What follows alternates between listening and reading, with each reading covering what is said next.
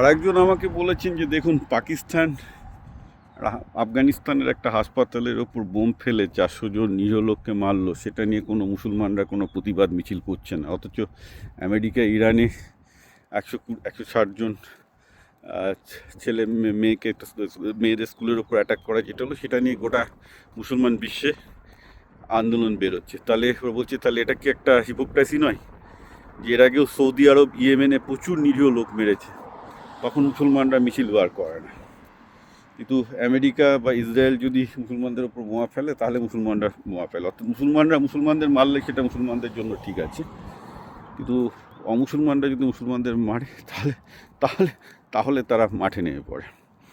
আমি বললাম যে দেখো, এটা তো কিছু করার নেই, এইভাবে তো এদের কমিউনিটি ফিলিংসটা চলে। সমস্যাটা তো সেইখানটায় পৃথিবীতে যে মানুষ হতে পারছে না, সে একটা ধর্মের লোক বলে নিজেকে গর্ববোধ করছে। এটা তো সব হিন্দু মুসলমান খ্রিস্টানদের মধ্যে অনেকটা কম, সবার মধ্যে এই বোধটা এখন আছে যে যে তারা আগে মানুষ নয়, আগে একজন হিন্দু বা আগে একজন মুসলমান। আর মুসলমানদের মধ্যে এটা আরও অনেক বেশি, অস্বীকার করে লাভ নেই যে তার আগে মুসলমান তারপর মানুষ, আগে হিন্দু তারপর মানুষ।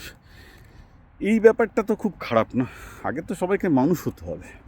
আর মানুষ যদি না হতে পেরেতে যদি আগে তার পরিচয় যদি দ্বিধাবিভক্ত হয়ে যায় যে আমি মুসলমান, আমি এটাই, তাহলে অবভিয়াসলি এই ধরনের চিন্তাধারা হবে। আর এই ধরনের চিন্তাধারা রাজনীতির খুব সহায়ক।